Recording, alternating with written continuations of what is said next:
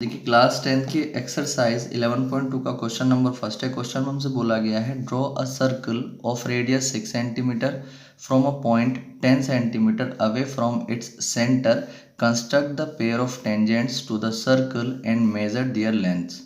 Question में हमसे बोला गया है कि हमें एक 6 सेंटीमीटर रेडियस का एक सर्कल ड्रॉ करना है और फिर उस सर्कल के सेंटर से 10 सेंटीमीटर डिस्टेंस पर एक पॉइंट लेना है और उस पॉइंट से जो है उस सर्किल के ऊपर एक टेंजेंट का पेयर खींचना है, यानी कि दो टेंजेंट्स वहां से उस पॉइंट से जो है हमें सर्किल के ऊपर ड्रॉ करनी है और फिर उसके बाद उन दोनों टेंजेंट्स को मेज़र भी करना है। ठीक है, उनकी लेंथ को मेज़र भी करना है। तो देखिए जब भी हमें क्या करना होता है, कभी जो है किसी सर्किल के ऊपर हमें टेंजेंट्स ड्रॉ करनी हो तो सबसे पहला काम हम क्या करते हैं, जिस सर्किल के ऊपर हमें टेंजेंट्स ड्रॉ करनी होती है पहले हम उस सर्किल को ड्रॉ कर लेते हैं। तो जो हमारा सर्किल है वो हमें 6 सेंटीमीटर रेडियस का जो है इसको ड्रॉ करना है। तो सबसे पहला काम हम क्या करेंगे, 6 सेंटीमीटर रेडियस की डिस्टेंस जो है हम अपने कंपास में जो है ले लेंगे। ठीक है, तो ये 6 सेंटीमीटर की डिस्टेंस जो है हमने यहाँ पर ले ली है। 6 सेंटीमीटर की डिस्टेंस लेने के बाद अब हम जो है यहाँ पर सर्किल को ड्रॉ कर देंगे।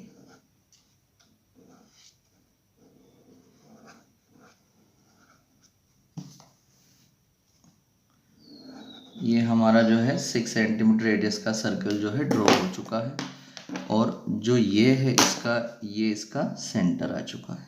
ठीक है, अब हम क्या करेंगे, देखिए हमें सबसे पहले जो इसकी रेडियस है वो कितनी है, 6 सेंटीमीटर। अब हमें क्या करना था, इस सर्किल के सेंटर से 10 सेंटीमीटर डिस्टेंस पर एक जो है पॉइंट लेना था। तो मैं यहाँ से जो है इधर को इस पॉइंट को जो है ले रहा हूँ। यहाँ से हमने क्या किया, एक सर्किल के सेंटर से 10 सेंटीमीटर डिस्टेंस पर एक पॉइंट जो है हमने यहाँ पर ले लिया। ठीक है, तो ये मैंने यहाँ पर इसका सेंटर जो है ओ ले लिया है और इसको जो है हमने पी ले लिया है। ठीक, अब हम क्या करेंगे, इस पी पॉइंट से जो है इस सर्किल के ऊपर हमें टेंजेंट्स का पेयर खींचना है, यानी दो टेंजेंट्स हमें यहाँ पर खींचनी है। अब देखिए असली काम यहाँ से शुरू होता है। जब हम क्या करते हैं, जब हमें टेंजेंट्स खींचनी होती है तो हम क्या करते हैं, सबसे पहले जिस पॉइंट से टेंजेंट खींचनी होती है पहले उस पॉइंट को सर्किल के सेंटर से मिला लेते हैं। मिलाने के बाद जो लाइन हमारी आती है, ठीक है, उसका हम परपेंडिकुलर बाइसेक्टर ड्रॉ करते हैं, यानी कि उस लाइन का हम आधा आधा करते हैं। ठीक है, अब अगर कभी भी किसी भी लाइन का आधा करना होता है, किसी भी लाइन सेगमेंट का आधा करना होता है, तो जितनी उसकी लेंथ होती है उसके आधे से ज़्यादा डिस्टेंस जो है कंपास में हम ले लेते हैं।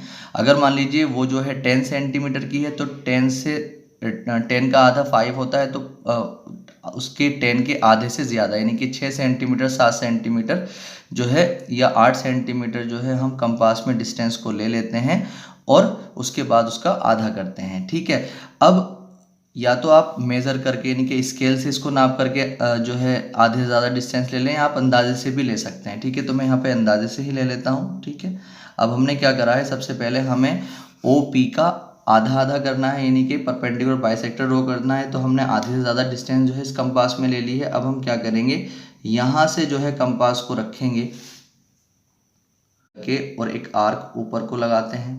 ठीक, और फिर एक आर्क जो है नीचे को लगाते हैं। ठीक, अब बिल्कुल यही काम जो है हमें इस पॉइंट पर रख करके करना है, यानी कि एक आर्क यहाँ को लगानी है ऊपर को, एक आर्क जो है यहाँ पर लगानी है। ठीक, अब आप यहाँ पर ये देखें कि इन दोनों आर्क ने एक दूसरे को जो है यहाँ पर कट किया है, इन दोनों आर्क ने एक दूसरे को यहाँ पर कट किया है। अब हम क्या कर देंगे, इन दोनों आर्क्स को जो है मिला देंगे डैश डैश करते हुए।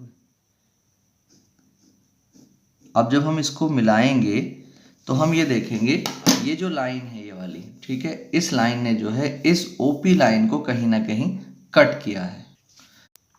जहां पर इस परपेंडिकुलर बाइसेक्टर ने इस लाइन को कट किया है, हम उसको एक पॉइंट मान लेंगे जिसको हम यहाँ पर कह रहे हैं ओ डैश। ठीक, अब हम क्या करेंगे, या तो ओ डैश से पी तक की डिस्टेंस कंपास में ले लेंगे या ओ से ओ डैश तक की डिस्टेंस जो है कंपास में ले लेंगे। ठीक है, दोनों सेम ही आएंगी। हम जो है यहाँ से यहाँ तक की डिस्टेंस जो है कंपास में लेने के बाद और एक जो है एक डैश डैश करते हुए एक सर्किल और खींचेंगे, ठीक है, डैश डैश करते हुए एक सर्किल और यहाँ पर हम खींच देंगे, ठीक।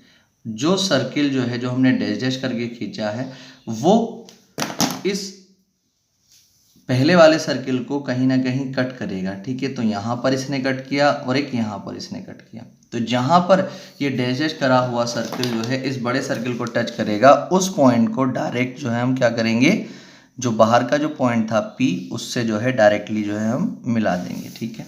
तो यहाँ पे हम देखेंगे हमने जो है इस पॉइंट को P से मिलाया और इस पॉइंट को भी हमने जो है P से मिलाया।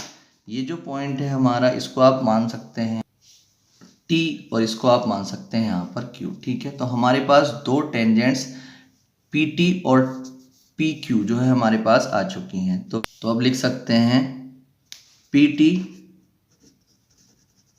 and PQ are tangents। तो हमारे पास दो टेंजेंट्स आ चुकी हैं PT एंड PQ। अब हम इनको मेज़र भी करेंगे। जब इनको मेज़र हम करेंगे तो ये आ रही है 8 सेंटीमीटर, ठीक है। जब हम इसको मेज़र करेंगे तो ये भी कितनी आएगी, 8 सेंटीमीटर, है ना। तो अब अगर हम देखते हैं तो जो PT is equal to PQ, ये दोनों की दोनों कितने सेंटीमीटर की आई हैं, 8 सेंटीमीटर की आई हैं, ठीक है। एक बात आप हमेशा ध्यान रखेंगे कि किसी सर्किल पर अगर किसी बाहर के पॉइंट से टेंजेंट्स खींची जाती हैं तो जो दो टेंजेंट्स खींची जाती हैं दोनों की दोनों इक्वल लेंथ की ही होती हैं। अब हम यहाँ पर स्टेप्स ऑफ कंस्ट्रक्शन लिखेंगे, यानी जिस तरीके से हमने ये सब कुछ बनाया है उसी तरीके से जो है हमें इसमें जो है स्टेप्स वाइज जो है इसको लिख देना है। तो देखिए सबसे पहले हमने क्या किया था, सबसे पहले हमने draw a circle of radius 6 centimetre, एक 6 सेंटीमीटर रेडियस का एक सर्किल ड्रॉ किया था। उसके बाद mark a point P at a distance 10 centimetre from the centre. उसके बाद हमने जो है 10 सेंटीमीटर डिस्टेंस पर, ये 10 सेंटीमीटर था OP, 10 सेंटीमीटर डिस्टेंस पर एक पॉइंट P लिया था। उसके बाद हमने क्या किया था, जॉइन OP, फिर OP को हमने ज्वाइन किया था। Draw perpendicular bisector of OP which intersect OP at O। फिर उसके बाद क्या किया था, जो OP है उसका परपेंडिकुलर बाइसेक्टर खींचा था जिसने इस OP को O डैश पर इंटरसेक्ट किया था, ठीक है। उसके बाद हमने take O dash as a centre, जो O डैश है उसको सेंटर लेकर के और O से O डैश तक की डिस्टेंस लेकर के, मैंने बताया था O डैश या O डैश O और O या O डैश P, इन दोनों के बीच की डिस्टेंस लेकर के हम एक सर्किल खींचेंगे।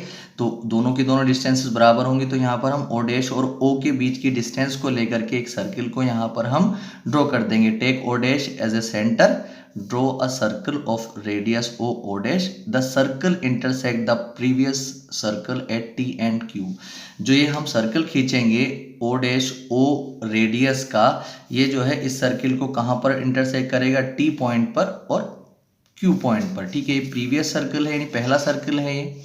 तो at a T and Q join PT and PQ। फिर हम क्या करेंगे, PT और PQ को ज्वाइन कर देंगे, हमने वो कर दिया है। उसके बाद हम दोनों को मेज़र कर लेंगे। जब इनको मेज़र हमने किया था तो हमारी जो है जो टेंजेंट्स होती हैं वो आपस में इक्वल होती हैं, किसी एक पॉइंट से खींची गई। तो जब इनको हमने मेज़र किया था तो इनकी जो लेंथ आई थी वो 8 सेंटीमीटर आई थी, ठीक है। अब देखिए इसका जस्टिफिकेशन और हमें करना है। अब देखिए हम इसका जस्टिफिकेशन भी करेंगे। हमें सबसे पहले क्या करना है, सर्कल बनाना है। मेरे पास जगह कम है इसलिए सब कुछ यहाँ पे नहीं बना सकता हूँ मैं, तो इसलिए उसके बाद ये बनाने के बाद हम क्या करेंगे, स्टेप्स ऑफ कंस्ट्रक्शन लिखेंगे और उसके बाद जो है इसका जस्टिफिकेशन करेंगे। अब देखिए जस्टिफिकेशन करने के लिए हमें क्या करना पड़ेगा, सबसे पहले हमें जो है O से T को जो है ज्वाइन करना पड़ेगा, ठीक है। जो कि क्या है, इस सर्किल की रेडियस है जिसकी लेंथ कितनी है, 6 सेंटीमीटर है। और जो OP है वो कितना था, 10 सेंटीमीटर। हमने इसको मेजर किया था तो 8 सेंटीमीटर आया था। देखिए रेडियस और टेंजेंट के बीच का जो एंगल होता है वो 90 डिग्री होता है। हम लोगों ने जो है ये जो है चैप्टर 10 में सीखा भी हुआ है।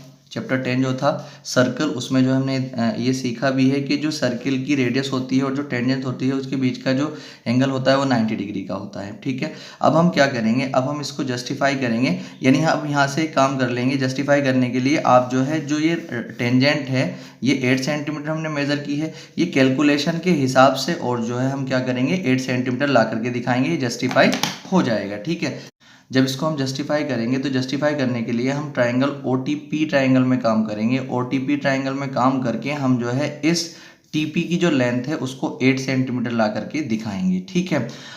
अगर हम देखते हैं तो ये ओ टी पी जो है ये एक राइट एंगल ट्राइंगल हो गया, जब एक एंगल यहाँ पर 90 डिग्री है, और जब राइट एंगल ट्राइंगल होता है तो वहाँ पर पाइथागोरस थ्योरम का हम यूज़ कर सकते हैं। ठीक है, तो अब हम यहाँ पर क्या करेंगे, देखिए जस्टिफिकेशन, ओ टी हमारे पास 6 सेंटीमीटर है और जो ओ पी है वो 10 सेंटीमीटर है। अब हम इन right angle triangle O T P में काम करेंगे। ठीक है, अब जब ओ टी पी में हम काम करेंगे तो ये एक राइट एंगल ट्राइंगल है, तो राइट एंगल ट्राइंगल में पाइथागोरस थ्योरम जब लगाते हैं तो 90 डिग्री के सामने वाली जो लाइन होती है वो क्या है, ओ पी है। तो ओ पी का स्क्वायर इज इक्वल होता है बाकी जो दो लाइंस जो है इस ट्राइंगल की 90 डिग्री एंगल बना रही हैं उन दोनों के स्क्वायर के सम के, यानी कि ओ टी स्क्वायर और प्लस टी पी स्क्वायर। अब ओ पी जो है, ओ पी हमारे पास कितना था 10, तो 10 square is equal to O T जो है हमारे पास कितना है 6 स्क्वायर, और टी पी जो है हमें यहाँ पर लेकर के आना है। तो 10 स्क्वायर होता है 100, 6 स्क्वायर होता है 36 प्लस टी पी स्क्वायर आप ऐसे ही रखेंगे। 100 को आप ऐसे ही रखें, 36 इधर आकर के माइनस का हो जाएगा, टी पी स्क्वायर आप ऐसे ही रख लें। ठीक है, इसमें जब इसको माइनस करेंगे तो 64 आ जाएगा और यहाँ पर टी पी स्क्वायर आ जाएगा। टी पी स्क्वायर को आप ऐसे ही रखें, 64 को आप इधर ले लें।